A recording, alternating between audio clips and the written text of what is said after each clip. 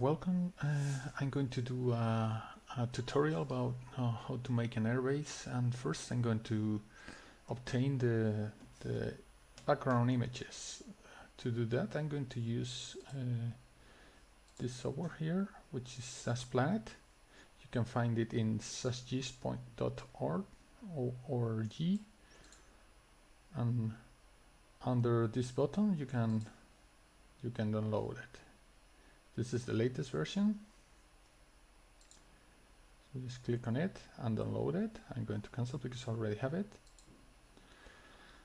And then once you have it, you need to unpack whatever in whichever folder you want, and then go to the folder where you have unzip, and then sorry, this is not the correct release, this is the latest release. And then on the folder where you have unzipped, just execute sasplanet.x.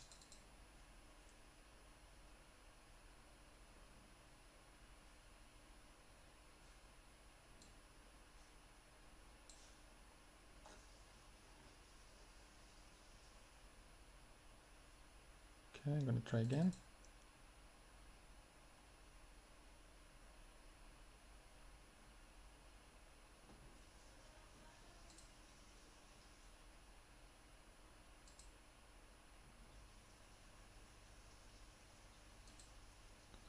Okay, now it's loading. Okay, here we are. In order to make it work, you can choose from different sources of maps. Here you can choose Google Maps and satellite image. You can also use Bing satellite. You can also use as a sample, I believe, Esri and some other work, but most of the maps here that have satellite image do not work. So you're gonna have to find out. The most reliable ones are Bing, Google, and Esri a little bit. Okay, I'm going to switch back to Google. Okay, if you hit the middle button in your mouse, you can expand the image to full screen. Okay, if you choose satellite on Google Maps, it's not going to work for you. Why? Because you probably don't have the correct version. You need to change the correct version here in options, and under Maps Google, choose options again. Not this one, and satellite Google Maps, this one, the second one, satellite Google Maps, options, and here you have the latest version, which is the one I'm using right now, 802. You can find it by yourself if you try this version and it already doesn't work, because it changes from time to time. Sometimes in 10 days, 15 days changes, sometimes a little bit more. Okay, so I'm going to show you how to find the current version of Google Maps. You need to go to a browser. Okay, then go to Google Maps, Google Maps. Okay, and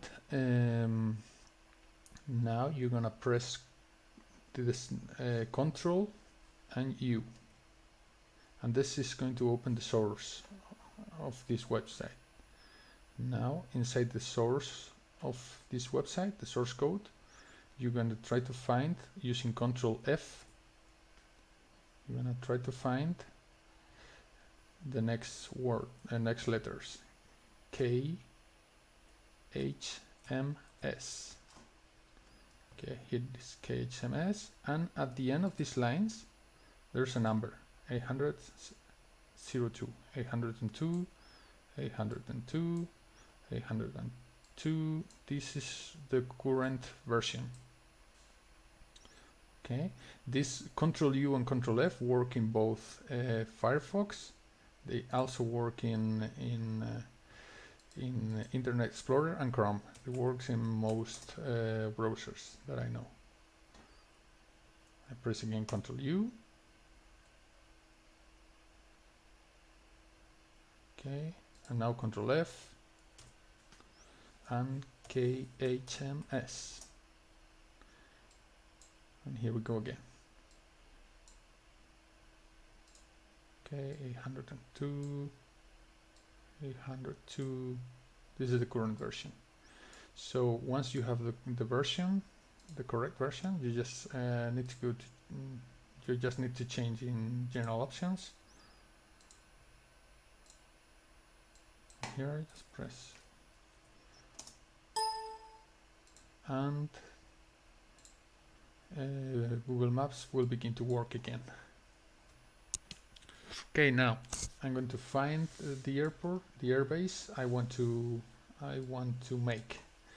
This time I'm going to look for Malaga, which is the one that I want right now. So here it is, Malaga airbase. So okay, now that I have found the airbase I want, I'm going to do two things. I'm going to use this tool around here.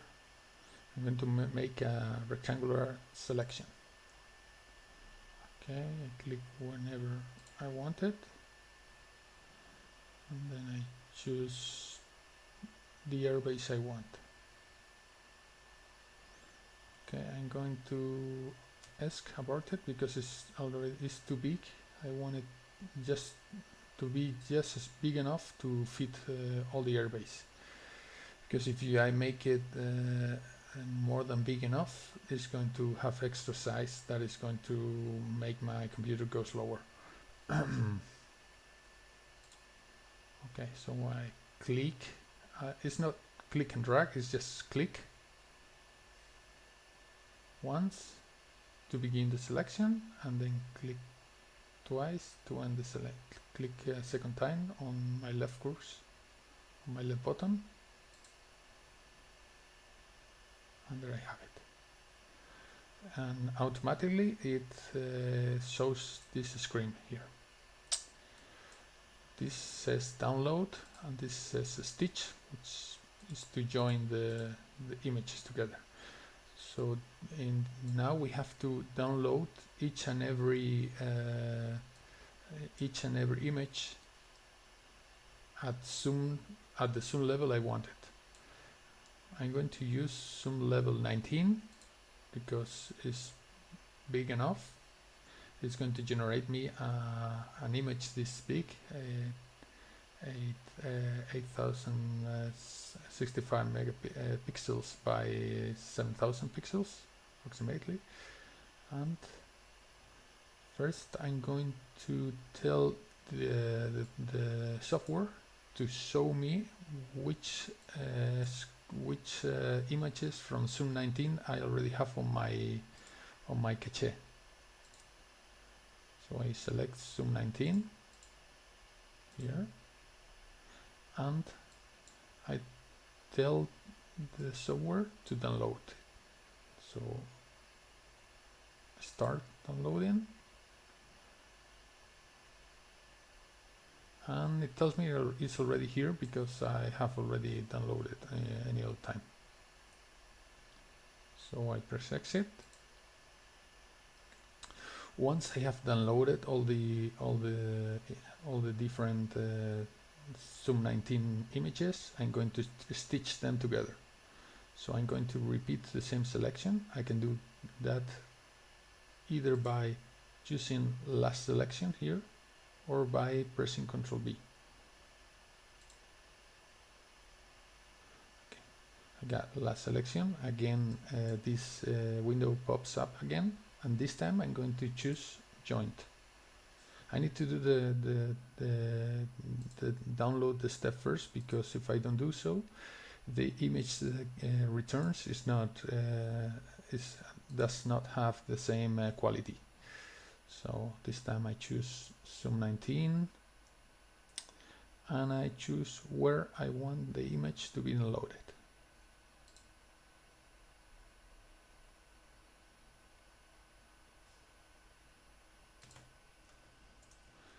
I choose the name,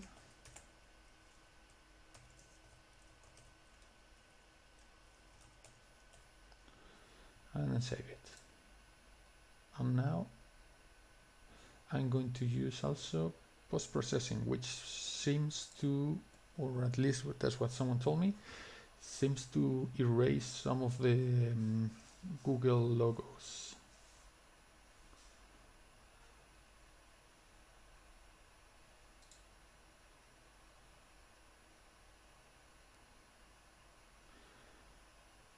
So it's already stitching all the images into one.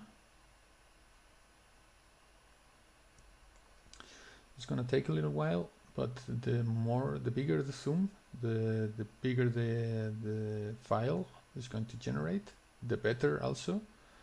So you're gonna have to find your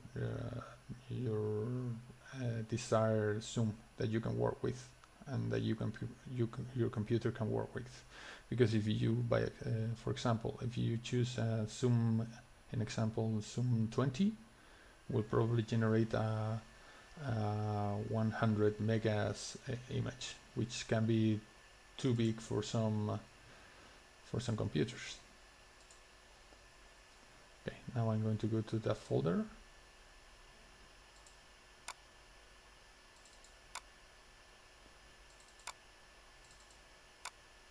And here's the image I just created. I'm going to check it.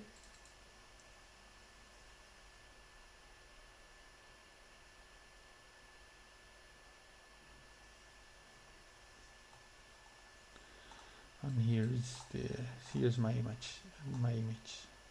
As you can see, it's not very clear, but I have chosen zoom 19 because it was quick enough to show you, and it's also okay quality to begin the work. For example, I can show you another one, this one here. I believe it was made using zoom 20. I don't recall if it was zoom 20 or zoom 21. Okay, let me check. Zoom 21 I do not have, so it's got to be zoom 20. Zoom 20, yes. So zoom 20 generates me an 120 megas, 170 megas image. And it's going to take a lot, 4 times more time than zoom 19. You see, this is zoom 20. You can see some of the logos here, but it's a good enough image to work with. And if you choose zoom 21, it's probably going to be huge image, and your computer is not going to be able to work with it unless you have a very good computer with a lot of processing power. Okay, so now that we have our background, we need to take a little bit more references for this. Okay, since I have chosen this one here, I need to measure what is the distance from this side to this side in reality, and I'm going to write it down. For that, I'm going to use the measure tool here. I'm going to get closer, and from here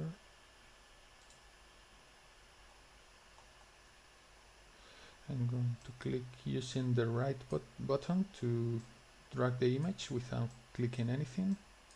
So using right button, I can move myself around. Now I'm going to zoom using the middle button in the mouse. Now I'm going to left click. It tells me 3,922 meters and 22.84. I'm going to write that down.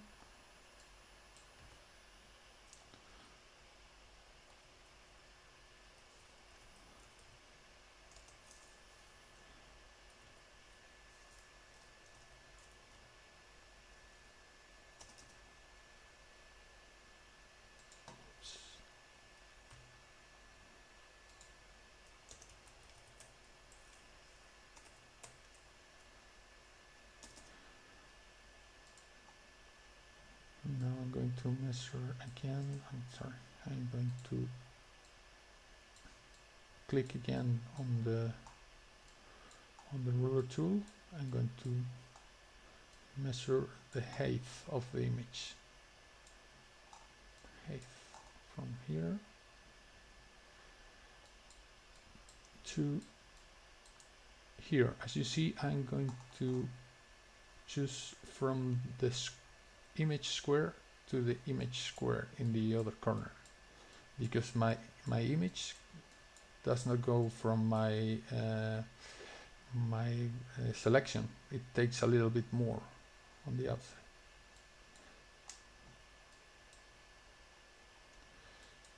So again, let's measure this from here.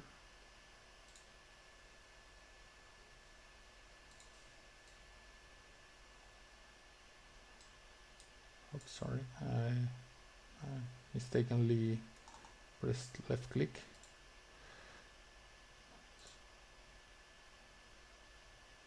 Here, and I'm going to drag using right click. I'm going to scroll, zoom out using the mouse wheel, zoom in using the mouse wheel again, and left click here. Tells me, and I'm going to write it down. Height is 3,000 meters, 432, period 52 meters.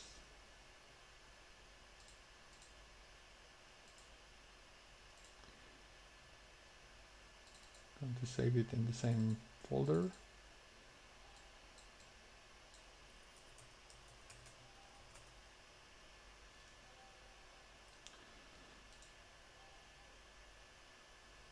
And save it. And now that we have the measures and the image, we can go to 3D Studio Max to work with this.